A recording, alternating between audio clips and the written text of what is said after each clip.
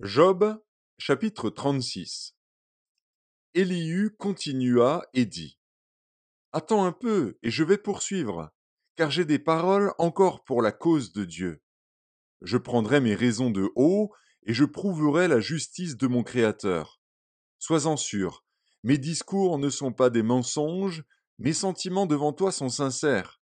Dieu est puissant, mais il ne rejette personne. Il est puissant par la force de son intelligence. Il ne laisse pas vivre le méchant, et il fait droit aux malheureux. Il ne détourne pas les yeux de dessus les justes. Il les place sur le trône avec les rois, il les y fait asseoir pour toujours, afin qu'ils soient élevés. Viennent-ils à tomber dans les chaînes? Sont-ils pris dans les liens de l'adversité? Il leur dénonce leurs œuvres, leurs transgressions, leur orgueil. Il les avertit pour leur instruction. Il les exhorte à se détourner de l'iniquité. S'ils écoutent et se soumettent, ils achèvent leurs jours dans le bonheur, leurs années dans la joie. S'ils n'écoutent pas, ils périssent par le glaive, ils expirent dans leur aveuglement. Les impies se livrent à la colère, ils ne crient pas à Dieu quand il les enchaîne. Ils perdent la vie dans leur jeunesse, ils meurent comme les débauchés. Mais Dieu sauve le malheureux dans sa misère, et c'est par la souffrance qu'il l'avertit. Il te retirera aussi de la détresse pour te mettre au large, en pleine liberté, et ta table sera chargée de mets succulents. Mais si tu défends ta cause comme un impie, le châtiment est inséparable de ta cause.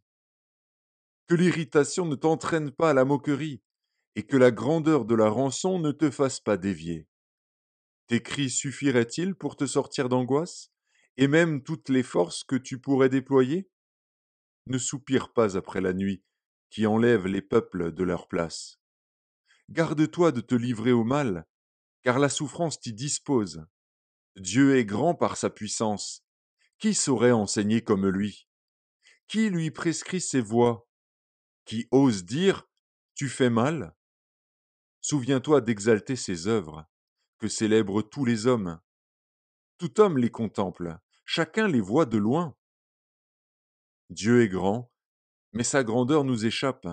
Le nombre de ses années est impénétrable.